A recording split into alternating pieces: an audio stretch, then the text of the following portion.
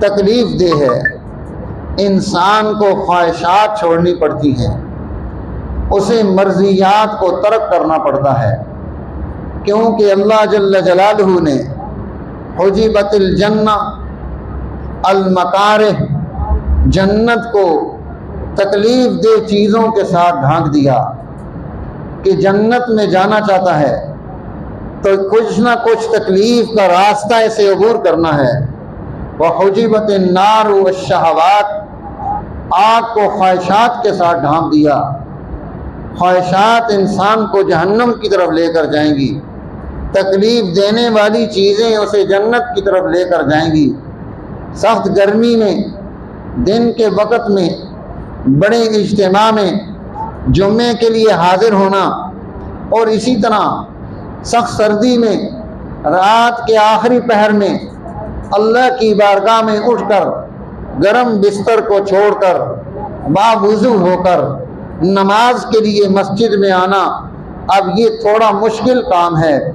رات کے اندھیریوں میں ٹھوکریں کھاتا ہوا یہاں تک پہنچنا یہ مشکل کام ہے۔ اللہ کے گھر میں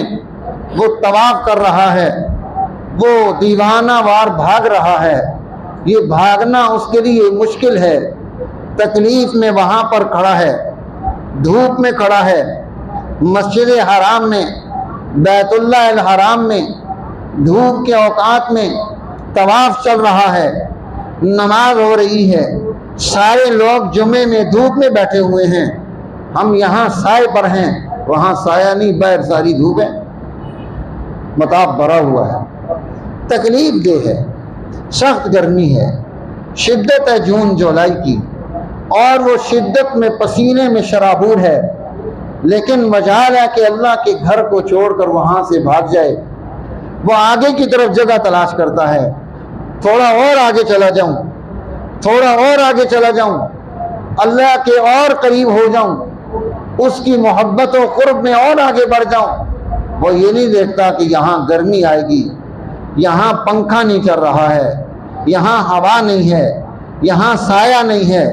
یہاں دھوپ ہے، لیکن وہ ان سب تکلیفوں کو برداشت کر رہا ہے اس لیے کہ وہ سعید مند بن جائے، اللہ کا مقرب بن جائے۔ یا ایھا الانسان، اے انسان، انک کادح الی ربک کدحا فملاقی، تو اپنے رب کی طرف جائے گا، سہ سہ کر جائے گا، تکلیفیں اٹھا اٹھا کر جائے گا، صعوبتیں برداشت کر کر کے جائے گا،